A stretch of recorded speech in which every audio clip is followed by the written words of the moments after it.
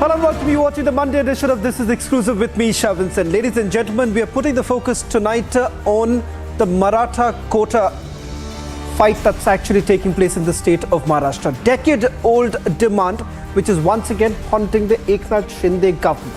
But the question that we are essentially asking is that whether at all anyone is behind provoking the protesters who are out there on the streets. In fact, Deputy Chief Minister Devendra Fadnavis has made multiple assurances. Remember, when he was the Chief Minister too, there was an amendment that was essentially done to bring that reservation in for the Marathas. But that was scrapped by the Supreme Court, and once again that led to a stir. We'll put our focus on that story and much more. The FIR that has now been registered by the Manipur government against 4 people at the Editors Guild. But up first, these are the headlines we're tracking at this hour.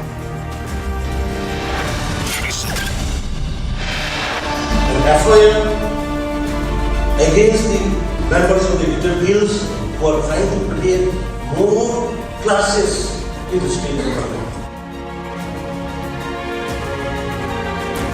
Manipur Chief Minister says FIR filed against 4 members of the Editors Guild for trying to create more clashes.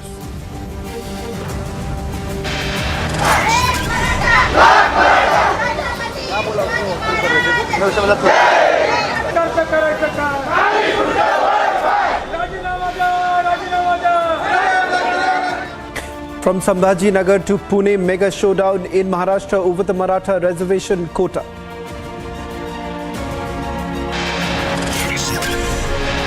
I still stand by whatever I said. The DMK party was formed for social justice. I will always talk about it. Udayanidhi's Stalin first attacks Sanatan Dharma remains defiant despite the uproar. मोहब्बत की दुकान चलाने वाले लोग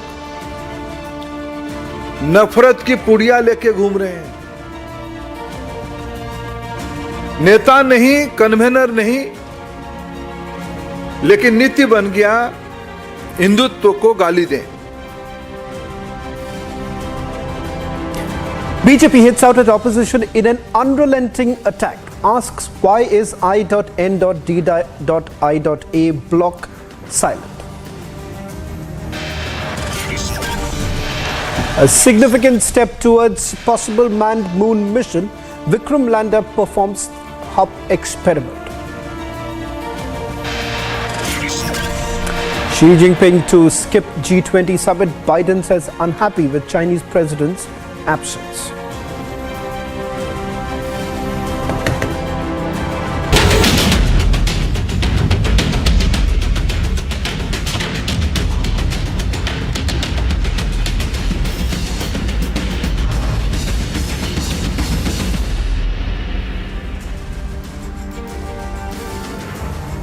Ladies and gentlemen, starting that big story tonight, the FIR that has been registered in Manipur. 4 months after the violence that broke out in Manipur, Manipur government has in fact filed an FIR against 3 members of a crowd-funded fact-finding team of the Editors Guild of India, who went to Manipur to look into the media's reportage of the ethnic conflict over allegations that the report that was submitted by the team was false, fabricated and sponsored. The FIR has been filed with the Imphal West District Police under several sections of the IPC, including promoting enmity between different groups and using as true such declaration knowing it to be false. The President of Editors Guild of India has also been named in the FIR. The FIR also accused the 4 of trying to create more clashes in the state. But what's even more startling is the fact that the government has made a direct allegation that the Editors Guild of India was essentially working at cahoots with the Kuki militants. We'll try and go across to the editor of Imphal Times to put this into perspective. He's also part of a guild. Rinku, thank you very much for joining us on this special broadcast. Let me quickly get a perspective from you. There are both sides that have come out in the open. What actually surprises is the fact that you have the Chief Minister of the state doing a press conference where he says that this has led to havoc. More such clashes could have actually taken place. You're there on the ground. Give us a sense of how true is what the Chief Minister is saying, and also the report that has been published by the Editors Guild of India, and what impact did it really have on the ground? Okay. Yeah, am I audible? Am I audible? Hello? Yes, Rinku, go ahead. Hello? Please. Am I audible now? Please go ahead. Okay. Actually, let me first clarify the matter regarding the FIR. The government of Manipur, that is the Chief Minister of Manipur, definitely told to a group of media that the government is not happy with the way that the three member teams of the illegal guilds of India are submitting their report. So they are prepared to take up even an FIR against them. But, maybe out of anger they told, but it is not the government who filed the FIR. It is one individual. His name is Nangom Sarat Singh. He is from Sagolman. He filed a complaint to the Imphal police station, and an FIR has been taken up by the police station. That is the reality. It is not a government that has lodged a complaint against the three editor and the editor guilds of India, but it is an individual who is not happy with the report, who filed the thing. And number two, to my surprise, it is not a team from the Press Council of India who visited Manipur in connection with the violence to inquire how the media are reporting dealing with this issue. It is a group for editor guilds of India. I don't think any sense where why and how, what prompted these editor guilds of India to come to visit to Manipur and do the report and to inquire the matter. I don't know even if it is their duty or not. If it is their duty or not, I am still confused because when something like this happens, it is definitely the Press Council of India or either the government of India, some authority, or like the National Human Rights Council, or say the Supreme Court. Already the Supreme Court has commissioned an inquiry committee headed by three judges to find out the reality of what has been happening here. And how come these editors come here to find out, the motive behind their visit here should actually be, collecting news and letting it known to the peoples of India. But the way they are gathering here, they come here, they visit here, they submit their report, it's too biased. They are in the 24-page report. I don't find any, factual correct. There are a lot of factual errors in their report when they submit this report. First of all, when you see the photo itself, the photo they put at page number 5, they told that smokes rise from a cookie house on May 5. Actually, this is a photograph of a forest bid office in Chursampur district. This forest office was burned down on the morning of May 3, before the starting of this, rally against the rally organized by the all tribal student union Manipur. So actually, there are many errors here. I found in the report, and they also straight away give their comment stating that the some Meitei people burned down the cookie centenary, this Anglo Cookie War centenary gate. When there are still committees trying to find out who burned it out and what prompted people to burn it and who are the main perpetrator of this crime. They simply say that these people are burned because on that day, as per my report, as per our journalist report, we went there. Our journalists went there, and we were also somewhere in the close proximity of the area. The journalists were not allowed to enter there. Some people, halted them and alleged them of burning the centenary gate. When they also do not know who burned it. It is still, a big question, who is doing this? When people are still on, trying to find out what are the reasons and who are doing all these kind of things, and how can this 3-person who represent the individuals of India simply tell directly that it is the Meitei people who burn it. Maybe Meitei or the Kuki, it doesn't matter, but some people burn it differently, or otherwise who could have done it, but the motive may be different. And they cannot simply put this word here in the report. This is, a complete biased report. Right. And there are also several things that is not, how can they say that this violence has been, started by the mighty people? How can they tell that when the Supreme Court still cannot find it out, and the Supreme Court is commissioning judges to inquire who started this, how it happened. Right. It's the process. There is a process, and there is a commission who is, Rinku, at least three counts. An inquiry over this incident. Then I don't know what rights, who give them right to tell this kind of words. No, they are. Indeed, their report. You're absolutely right. Kind of you're absolutely right when you're essentially saying that the matter is sub judice. The matter is sub judice, and as I understand from what you just pointed out, at least on three count, they've completely got it wrong. Their incorrect version that has been put out as a report.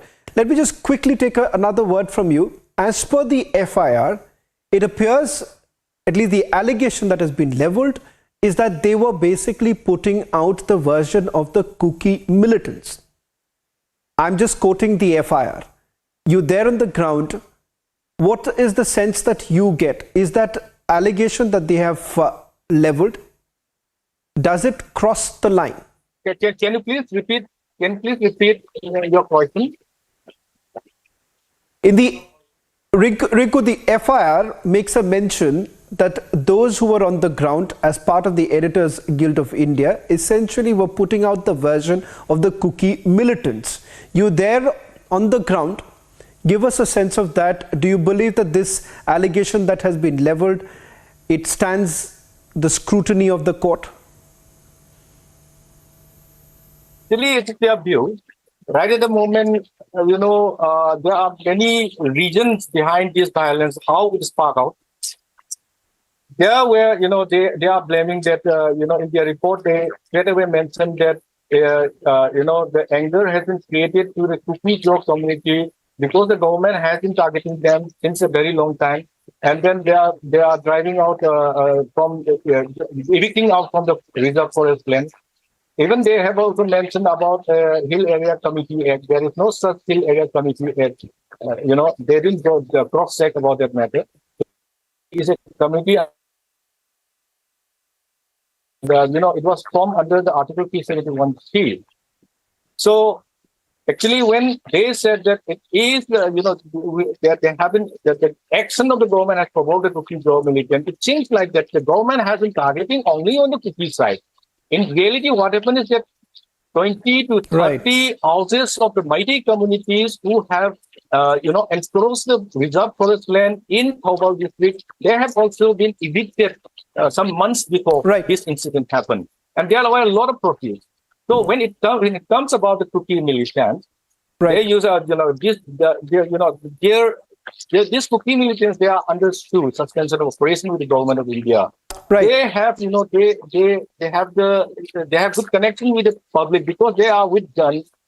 They are having guns and they have power. They can influence even during the election times also. So definitely, their connection with this incident, we can suggest that you can assume it can be a conspiracy theory. It may not be true, or it may be true also. Because the way they act, so that requires a thorough investigation. I think so. It would be inappropriate to make any sort of accusation at this point in time. But the fact of the matter is, thank you very much, Rinku, for at least highlighting where the report actually went wrong, and that becomes extremely crucial in a sensitive matter like this, especially if facts have been completely misrepresented.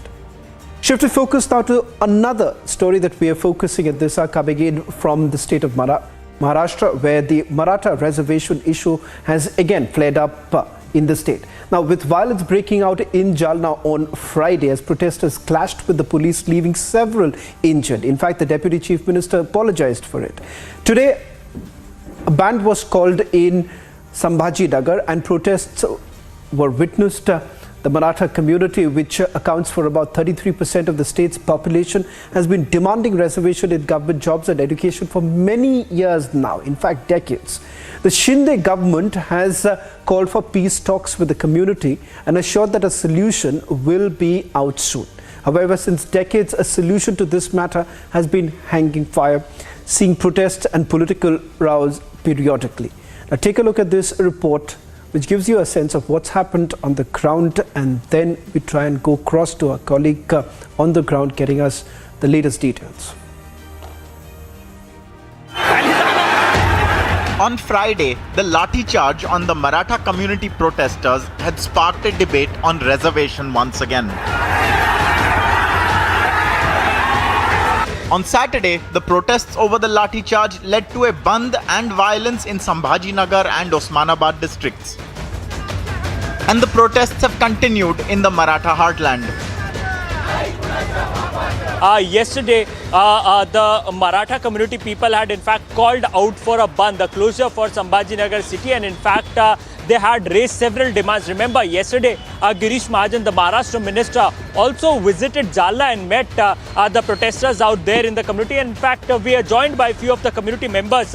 बिल्कुल मांग पूरी होनी चाहिए, मराठा आरक्षण मिलना चाहिए, क्योंकि जो जालना में जो लाठीचार्ज हुआ गलत हुआ. 2 days after the Jalna lathi charge, the protests have now taken a political turn. Political parties are also joining the protests. सरकार कह रही है 2 दिन का सरकार बदमाश है, सरकार चोर है, बदमाश है, ये सरकार ये सब बदमाश है. ये नागपुर का आदमी है ना, ये गृह मंत्री, उसके कार्यकाल में कितनी दंगा हुई, सभी ऐसा करता है. मैं ये कहूँगा कि ये मुख्यमंत्री, उप मुख्यमंत्री, इनको सबको हकलना पाहिजे. अगर नहीं हकले तो मतलब नहीं. Maharashtra's Deputy Chief Minister Devendra Fadnavis, who has the Home Affairs portfolio, has apologized for the alleged police excesses. ज्या निष्पाप नागरिकांवर या बळाच्या वापरामुळे ज्यांना इजा झालेली आहे, जे जखमी झालेले आहेत, त्यांच्या प्रती शासनाच्या वतीनं या ठिकाणी मी क्षमा याचना करतो, क्षमा मागतो. The Maratha reservation issue has dominated the political landscape in Maharashtra for decades. In 2021, the Supreme Court had scrapped the Maratha reservation as it breached the 50% cap on caste-based reservations. ईमानदारी से मराठा समाज को आरक्षण मिलना चाहिए, ये भूमिका सरकार की है. मैं ये भी बताऊंगा कि जब देवेंद्र फडणवीस जी मुख्यमंत्री थे, तभी मराठा समाज को 12 और 13% का रिजर्वेशन दिया था. The Maharashtra government has called the protesters for peace talks. Will there be an end to the protests and politicization of Maratha reservation? Bureau Report, Republic TV. Well, in fact, as the Chief Minister of Maharashtra, Devendra Fadnavis, had essentially accepted that demand, and that was brought into the Maharashtra Assembly, finally giving the quota to the Marathas. But that was scrapped by the Supreme Court. Joining us on this broadcast is Manoj Patil. Patil साहब, Republic TV से बात करने के लिए धन्यवाद. आपसे सबसे पहले ये सवाल करना चाहूँगा, मराठा रिजर्वेशन को लेकर कई सारे सवाल किए जा रहे थे, कई सरकार कोशिश यही कर रहे थे. देवेंद्र फडणवीस खुद कहते हैं कि वो जितना भी हो सके वो करेंगे. आप इसको लेकर जो आश्वासन आज देवेंद्र फडणवीस दे रहे हैं, उसको लेकर आप क्या कहेंगे?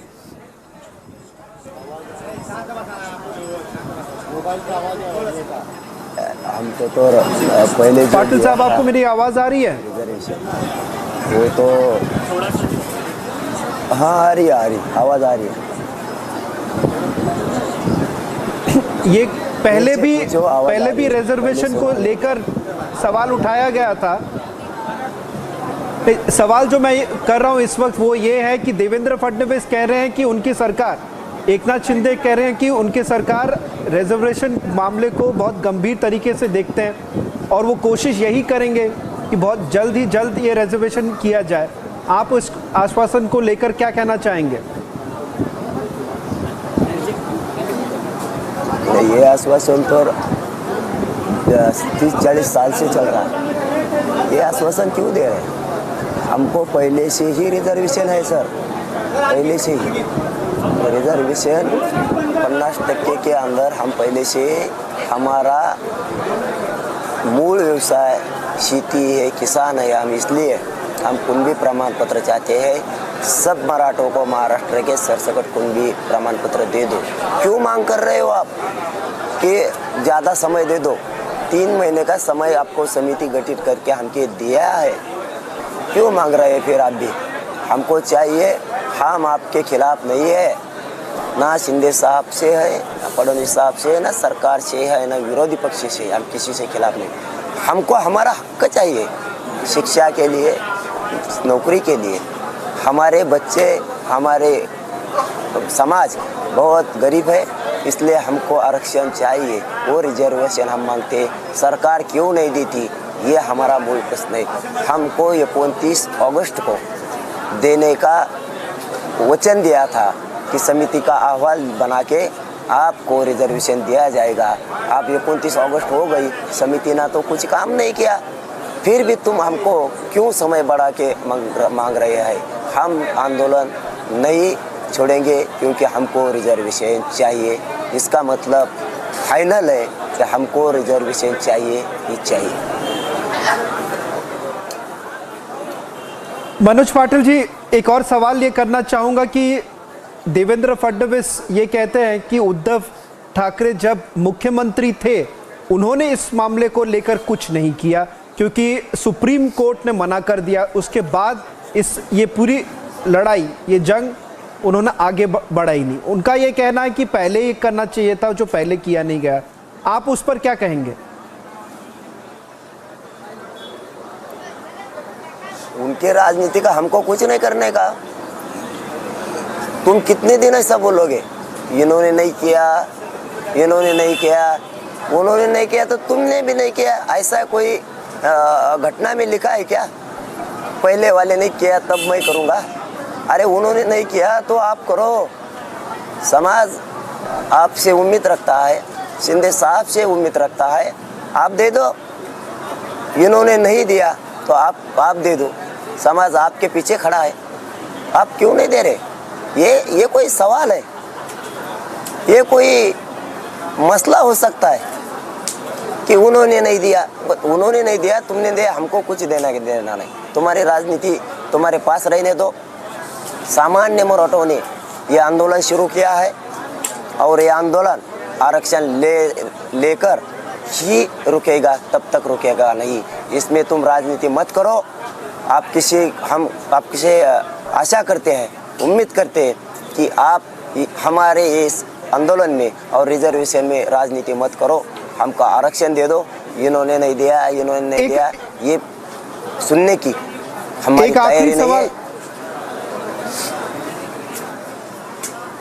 एक आखिरी सवाल करना चाहूंगा मनोज जी, अगर मुख्यमंत्री एकनाथ शिंदे और उप मुख्यमंत्री देवेंद्र फडणवीस आज आपकी बात सुन रहे हैं तो उनको आप क्या कहना चाहेंगे? ये आंदोलन कब तक जारी रहेगा और क्या आप कोई अल्टीमेटम दे रहे, कोई डेट दे रहे कि तब कब तक सरकार आपकी मांग पूरी करे और आपकी पूरी मांग क्या रहेगी?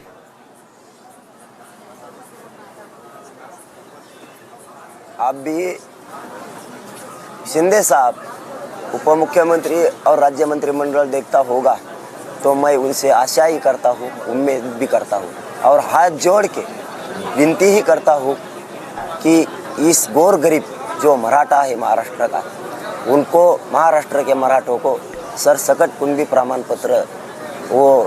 पत्र दे दो। वो डिक्लेयर करो, वो सर्कुलर निकालो, वो उसका जार बनाओ। उसका हम आपसे उम्मीद करते हैं, हाथ जोड़ के उम्मीद करते हैं, हमको दे दो। राजनीति इसमें मत करो क्योंकि हमारे बच्चे 1% से शिक्षा में और नौकरी में नहीं अंदर गए तो वो सुसाइड करते हैं। वेदना इतनी होती है कि वो हम देख नहीं सकते।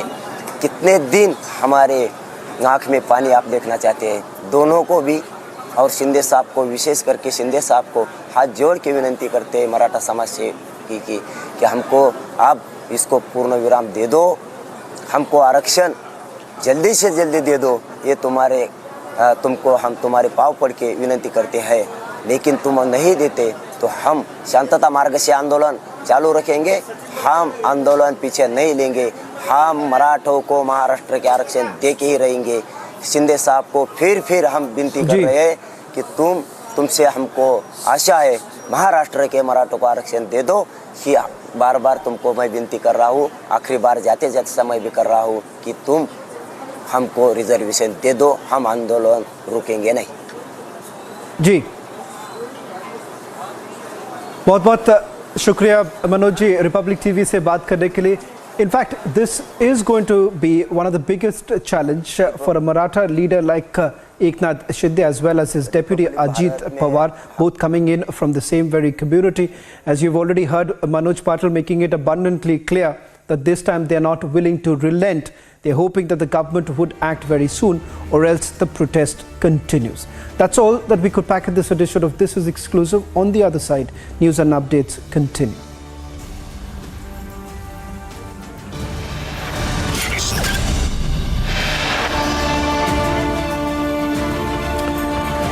On the other side, Udayanidhi Stalin first attacked Sanatan Dharma remains defiant despite the uproar.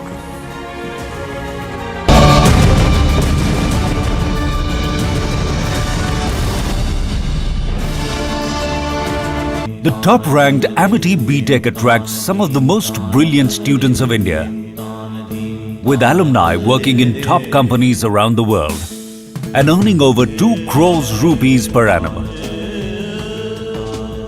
To apply, visit amity.edu.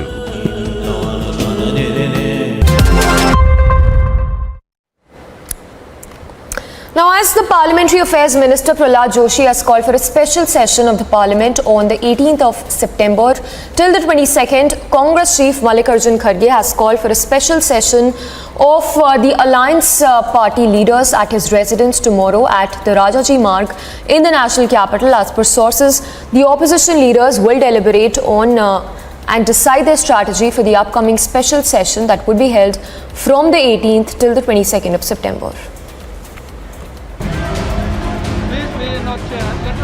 There's a mega huddle in opposition ahead of Parliament's special session.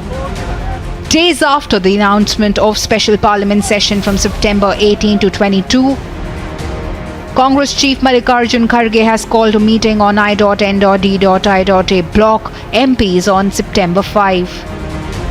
According to sources, the I.N.D.I.A block leaders will decide their strategy for the upcoming parliamentary session.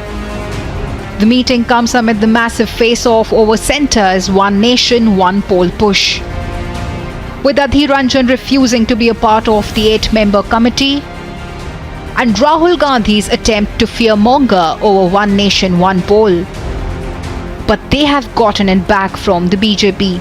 This dotted existence, they do not represent India. These roadblocks, this incomprehension is by the dotted existence of I.N.D.I.A. So this dotted existence cannot comprehend what India stands for, what India is. Given the fact that the centre has formed 8-member panel to explore the possibility of One Nation, One Poll, all eyes will be on the developments this week ahead of the Parliament session. Bureau Report, Republic TV.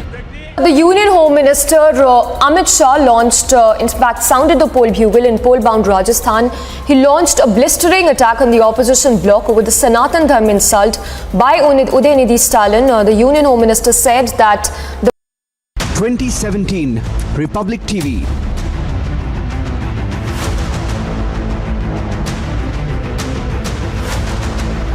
(2019) Republic Bharat.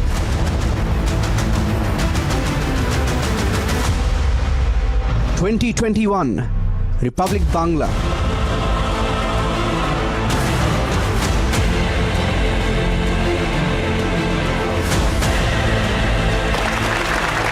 2023 Republic Kannada, coming soon on India's largest news network.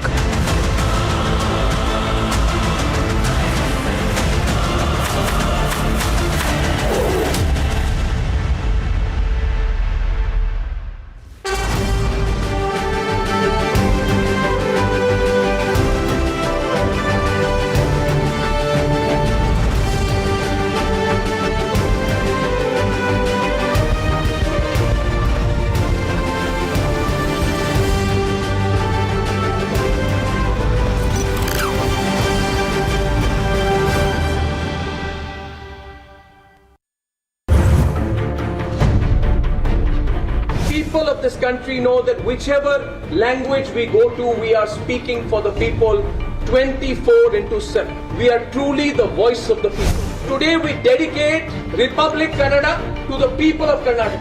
I am totally confident that the people of Karnataka will welcome us and accept us, give us their blessings in this journey.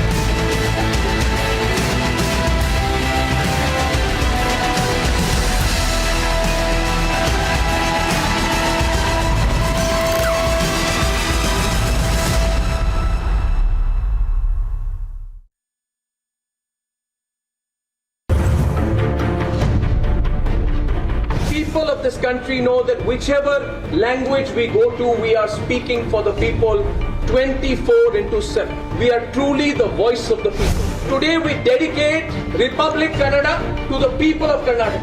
I am totally confident that the people of Karnataka will welcome us and accept us, give us their blessings in this journey.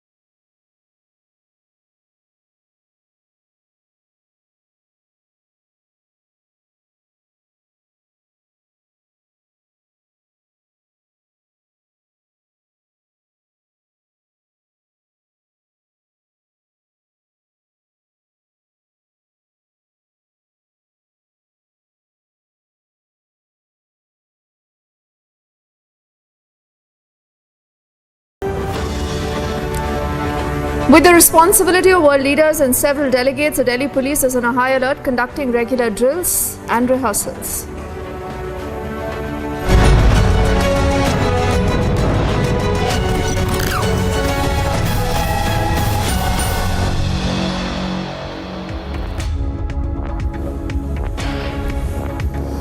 A very good evening. You're watching Republic. It is 6:30 and this is time for us to talk and get together everything that you need to know about the big G20 summit. Remember, we are just days away from what's going to be a watershed moment in India's history. Also a system where we will have a lot of conversation around agendas and issues that matter to the world, and an opportunity for India to emerge as a leader of the global south. And is this the reason why China is already looking so rattled? In fact, the Chinese Foreign Ministry has made an official announcement now that the Chinese president will not be attending the G20 summit in the national capital, and instead they say the premier will be participating. And they continue to assert that Beijing is ready to work with all parties to make the high-profile meeting a success. Now, when asked that why is Xi Jinping not taking part in the G20 summit, as expected, we haven't seen any reason that's come in from Beijing. And the US President Joe Biden has said that he's disappointed that his Chinese counterpart is not taking part in the upcoming G20 summit in Delhi. Let's first up get you the reaction that has come in from the China's Foreign Ministry spokesperson and what they say about why Xi Jinping will not be participating in the G20 summit. 应印度共和国政府邀请，国务院总理李强将于9月9日至10日出席在印度新德里举行的20国集团领导人第18次峰会。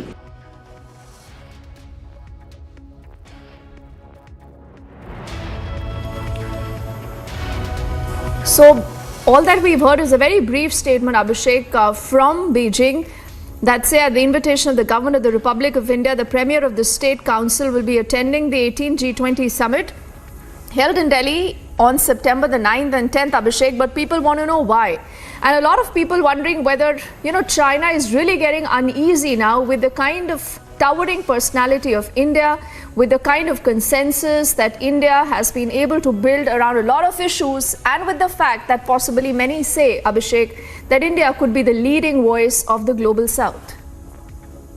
Well, Deepti, if an $18 trillion economy is getting unnerved by a $3.75 trillion economy, then obviously it's bang for the buck. What is important is that Xi Jinping has tied himself into knots. I think there are many reasons why he would not want to come. China has so openly taken a position which is so belligerent that they have annoyed not just neighbors but beyond. For example, today we are talking on a day when Italy's foreign minister has landed in Beijing and told them in Beijing that Italy is walking out of the Belt and Road Initiative. Also similarly, we have seen Xi Jinping releasing a map which has angered, annoyed every one of their neighbors, including Russia, a friend whom they had signed an agreement 15 years ago, settled the border, and now they are showing the same border in the new China map.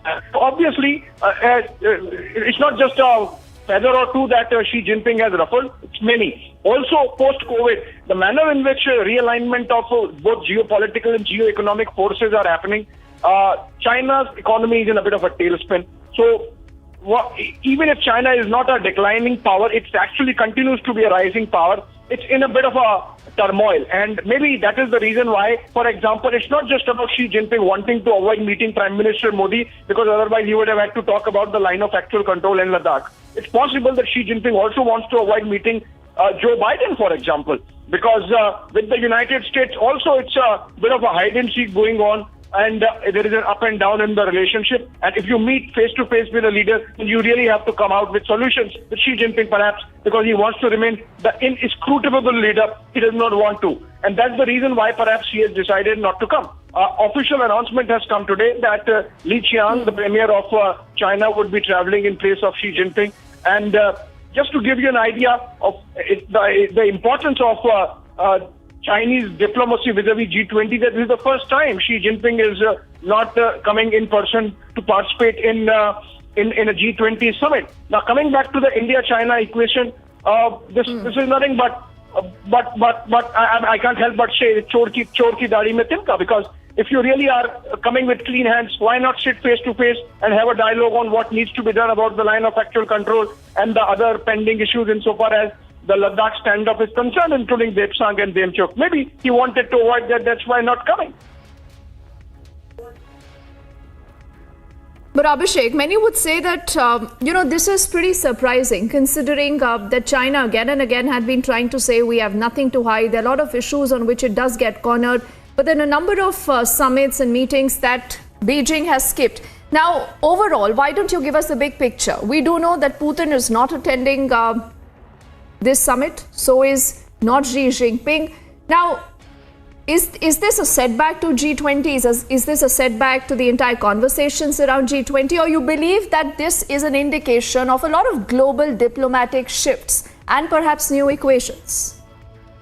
It's all of these, obviously, Deepthi. Xi Jinping is not coming, and one way of looking at it is maybe they wanted to compromise India's standing because a consensus statement of G20 from New Delhi in the form of New Delhi declaration would have increased the standing of India, raised the standing of India in the Committee of Nations, and begrudging China does not want that, and that's why Xi Jinping decided not to come.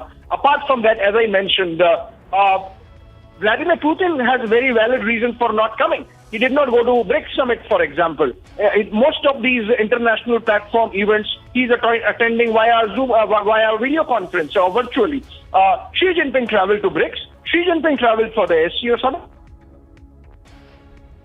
And he has hosted world leaders. It's not that he's not meeting. And yet, in this case, he has decided not to come. So obviously, there is more than meets the eye, and it's just about Xi Jinping, not even an explanation. And that really shows the kind of unnerving response that's coming in from the Chinese vis-a-vis India.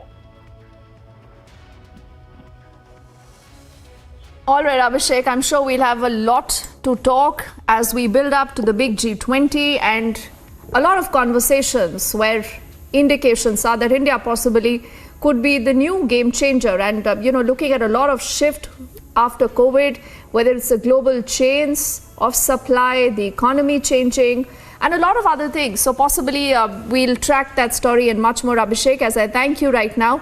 But apart from these conversations, a lot of concern is also about security, the kind of bandobast that will be put in for this G20. Remember, the Delhi police has been conducting regular checks and security drills ahead of G20. Now, the Delhi police has also sought assistance from a lot of central agencies that are all working in tandem to ensure that everything remains smooth. The biggest challenge for the police is going to be ensuring that the residents do not face major challenges when the G20 leaders are going to be in the national capital. They could be traveling from one place to the other. The police also do say that they've been issuing regular alerts on all traffic diversions. They've also underscored, do not fall prey to rumors. Only follow the official information that the Delhi police is sharing with people. Republic earlier has spoken to the Special Commissioner Law and Order, Dipendra Pathak, on G20 preparations. Important for you to hear what is the message from the police. The Delhi police is all set to prepare for the upcoming mega G20 summit.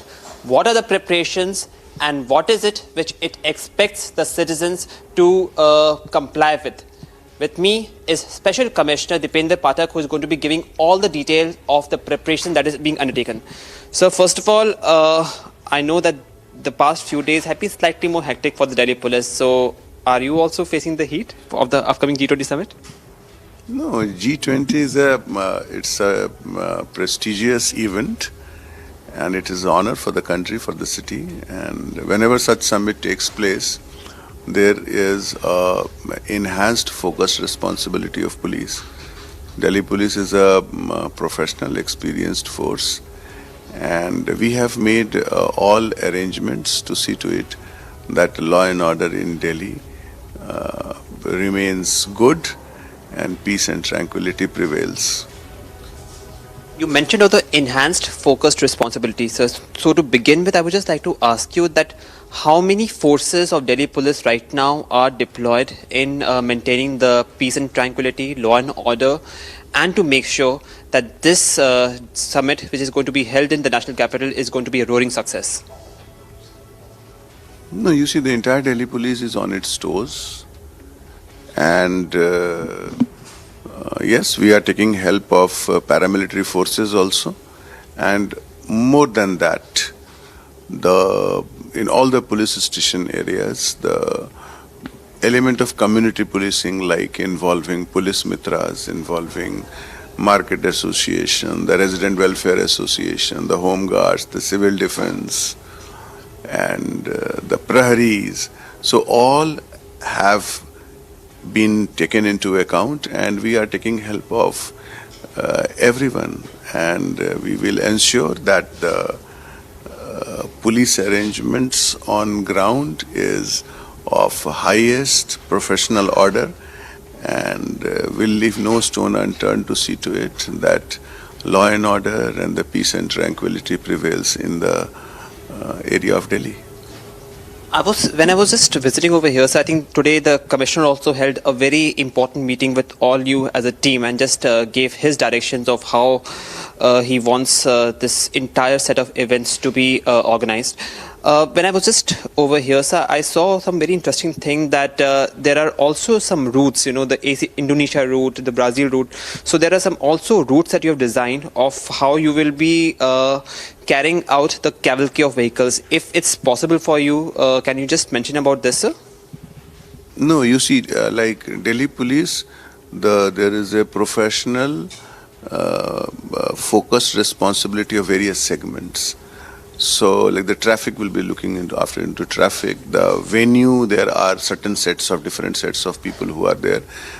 As far as I am concerned, I will be looking after the law and order situation apart from that summit area, so entire area of Delhi. So, for that, once again I can say in one line that there will be robust, adequate police arrangement in all parts of Delhi. My two last questions, before I will just let you go. First, there is this anxiety among the residents of Delhi that in these 3 days in which the event is going to be organized, perhaps their movement is going to be restricted in one way or another.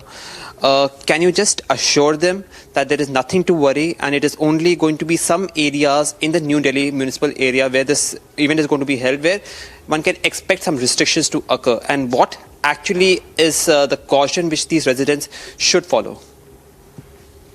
You see, first and foremost, the convenience of the common citizens of Delhi is paramount. So Delhi Police, we are looking that as a major element to see in our police arrangement. Yes, the summit area has certain restrictions, particularly during the event time, and for that there are various advisories which has come in newspaper, which is there on the website, and so on and so forth. So by and large, the majority of the Delhi area, so there the police arrangement is there for the basic purpose that the minimum inconvenience or no inconvenience is caused to the common citizens of Delhi. So one can expect that there is going to be many have said that there's going to be lockdown of sorts, which is completely a speculation, and the movement in Delhi is going to be there, besides what you say in the New Delhi municipal area, where actually there is going to be the summit that is going to be held, right, sir? Yes, Delhi Police is on its toes for extending convenience to the common citizens of Delhi. My last question to you is, sir, that this is a big opportunity for the Delhi Police to again show its professionalism, as you just rightly mentioned. But there has also been certain logistical challenges. Now, I would not like to delve much into these logistical challenges, but the fact that you have also brought in some outside help also shows that there may be some logistical challenges. Can you delve into this, sir? And I would just want you to end it in a positive way, that how have you made these challenges turn into opportunity for your organization? You see, Delhi Police is a professional police organization force, and we are quite experienced in handling law and order and also the VVIP security. So yes, it's a demanding time, it's a challenge of its own sort, and our preparation is there to meet that challenge only.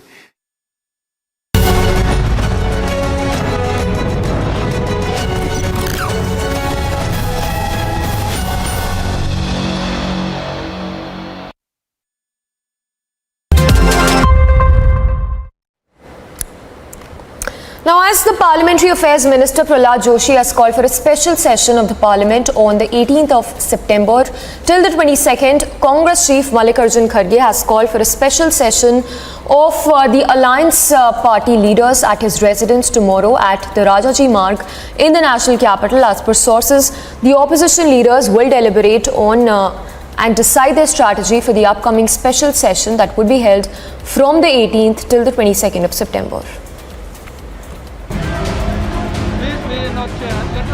There's a mega huddle in opposition ahead of Parliament's special session.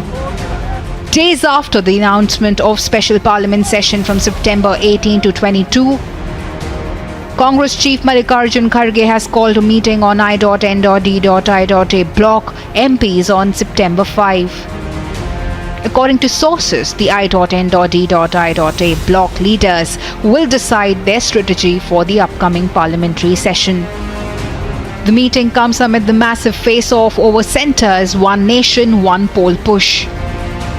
With Adhir Ranjan refusing to be a part of the 8-member committee, and Rahul Gandhi's attempt to fearmonger over One Nation, One Poll. But they have gotten it back from the BJP. This dotted existence, they do not represent India. These roadblocks, this incomprehension is by the dotted existence of I.N.D.I.A. So this dotted existence cannot comprehend what India stands for, what India is. Given the fact that the centre has formed 8-member panel to explore the possibility of One Nation, One Poll, all eyes will be on the developments this week ahead of the Parliament session. Bureau Report, Republic TV. The Union Home Minister Amit Shah launched, in fact, sounded the poll bugle in poll-bound Rajasthan. He launched a blistering attack on the opposition bloc over the Sanatan Dharm insult by Udayanidhi Stalin. The Union Home Minister said that the people of the country will not forgive the opposition bloc for the Sanatan Dharm insult and that it will have a bearing on the 2024 general elections. Union Home Minister launched BJP's Parivartan Yatra in poll-bound Rajasthan. On the occasion, Shah addressed a public rally at Bineshwar Dham in Dungarpur district in Rajasthan. Home Minister Amit Shah lashed out at the opposition I.N.D.I.A parties over remarks against Sanatan Dharm, accusing them of insulting Sanatan Dharm for vote bank and appeasement politics. की संस्कृति का, इस देश का, इतिहास का, सनातन धर्म का अपमान कर रहे हैं। इंडी अलायंस के दो प्रमुख दल डीएमके और कांग्रेस पार्टी, इनके बड़े नेता, एक वित्त मंत्री का बेटा और एक मुख्यमंत्री का बेटा, वो क्या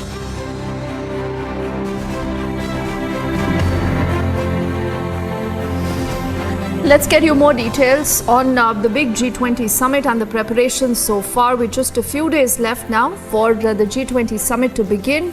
The capital has all geared up for the biggest event in the country. The two-day event starts on September the 9th. It's going to be happening at the Bharat Mandapam in Delhi's what was earlier called the Pragati Maidan area. In order to maintain foolproof security arrangements during the G20 summit, the Delhi Police's Metro Unit has asked the Chief Security Commissioner to close some metro station gates that open towards VVIP routes, venue of the summit and place from September the 8th to the 10th.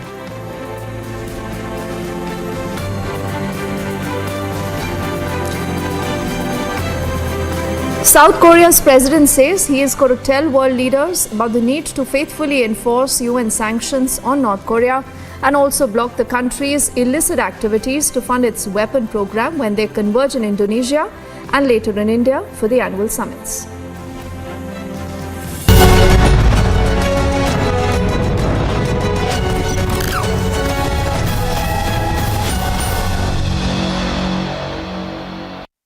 The top-ranked Amity BTech attracts some of the most brilliant students of India who get global exposure at the 5-week study abroad program at Amity's global campuses at no additional tuition fee.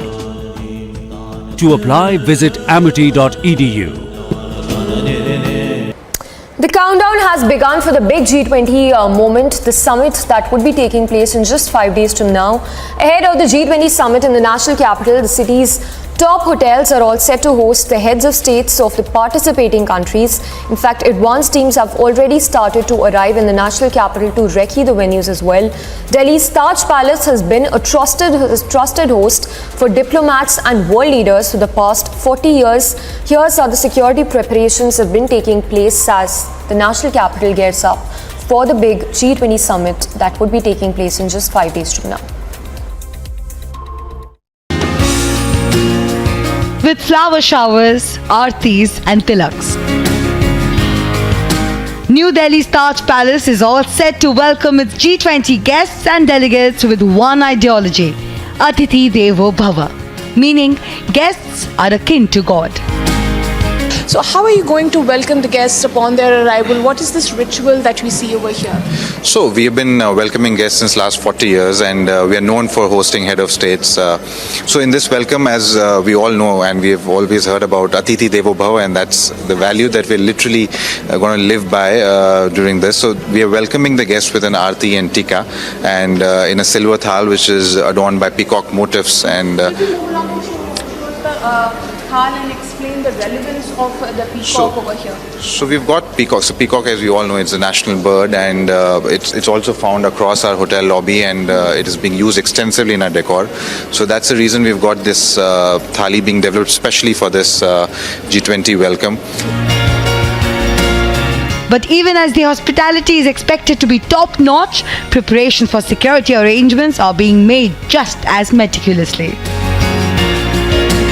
Not far away, the Lee Meridian Hotel is also leaving no effort unspared to ensure the safety and the security of its guests. Of course, our staff is attuned to these kind of moments.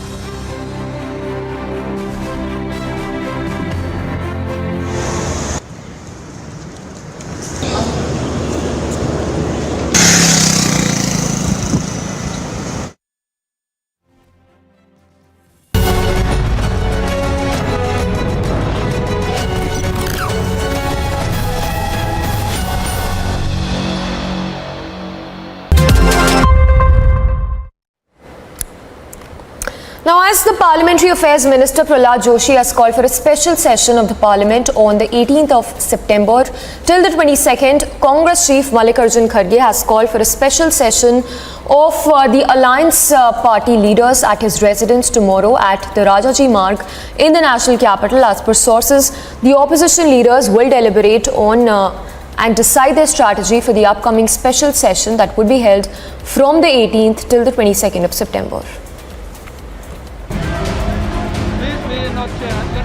There is a mega huddle in opposition ahead of Parliament's special session. Days after the announcement of special Parliament session from September 18 to 22, Congress Chief Mallikarjun Kharge has called a meeting on I.N.D.I.A block MPs on September 5. According to sources, the I.N.D.I.A block leaders will decide their strategy for the upcoming parliamentary session. The meeting comes amid the massive face-off over centre's One Nation, One Poll push. With Adhir Ranjan refusing to be a part of the 8-member committee, and Rahul Gandhi's attempt to fearmonger over One Nation, One Poll. But they have gotten it back from the BJP. This dotted existence, they do not represent India. These roadblocks, this incomprehension is by the dotted existence of I.N.D.I.A. So this dotted existence cannot comprehend what India stands for, what India is. Given the fact that the centre has formed 8-member panel to explore the possibility of One Nation, One Poll, all eyes will be on the developments this week ahead of the Parliament session. Bureau Report, Republic TV. The Union Home Minister Amit Shah launched, in fact, sounded the poll bugle in poll-bound Rajasthan. He launched a blistering attack on the opposition bloc over the Sanatan Dharma insult by Udayanidhi Stalin. The Union Home Minister said that the people of the country will not forgive the opposition bloc for the Sanatan Dharma insult and that it will have a bearing on the 2024 general elections. Union Home Minister launched BJP's Parivartan Yatra in poll-bound Rajasthan.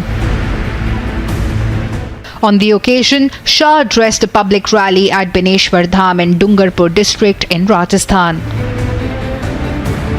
Home Minister Amit Shah lashed out at the opposition I.N.D.I.A parties over remarks against Sanatan Dharma, accusing them of insulting Sanatan Dharma. People of this country know that whichever language we go to, we are speaking for the people 24/7. We are truly the voice of the people. Today we dedicate Republic Kannada to the people of Karnataka. I am totally confident that the people of Karnataka will welcome us and accept us, give us their blessings in this journey.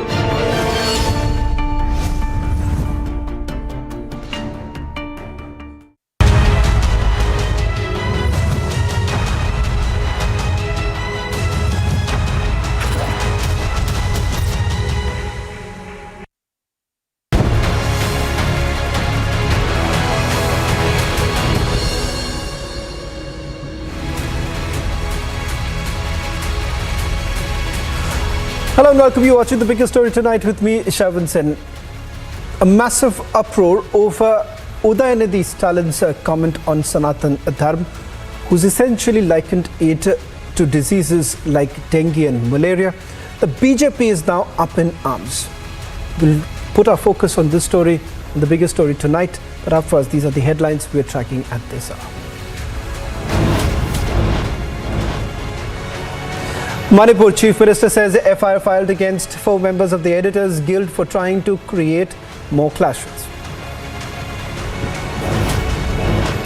From Sambhaji Nagar to Pune, mega showdown in Maharashtra over Maratha Reservation quota. Udayanidhi Stalin first attacks Sanatan Dharma, remains defiant despite the uproar. BJP hits out at opposition in an unrelenting attack, asks why is the India bloc silent. A significant step towards a possible manned moon mission, Vikram lander performs hop experiment. Xi Jinping to skip G20 Summit, Biden says unhappy with the Chinese president's absence.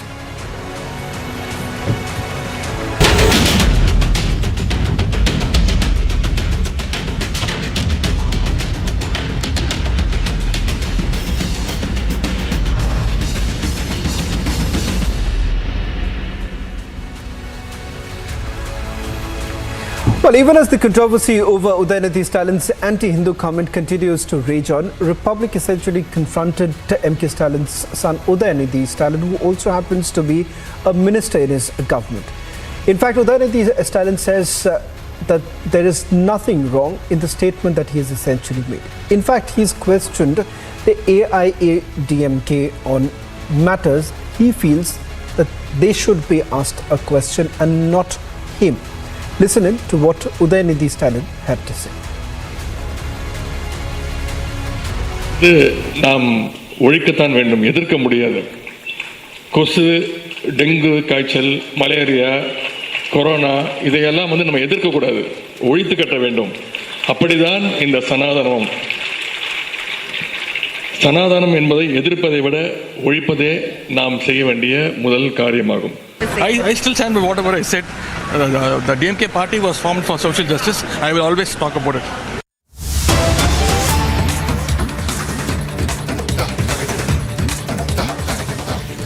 Well, even as the controversy continues, remember the Congress party has essentially said that there is nothing wrong in the DMK making that statement. Now, Mamata Banerjee has also put out a statement. The first reaction now coming in, she breaking her silence on DMK's Hindu hate. Let's listen in to what Chief Minister of West Bengal, Maratha Banerjee, had to say. It is different caste, different religions.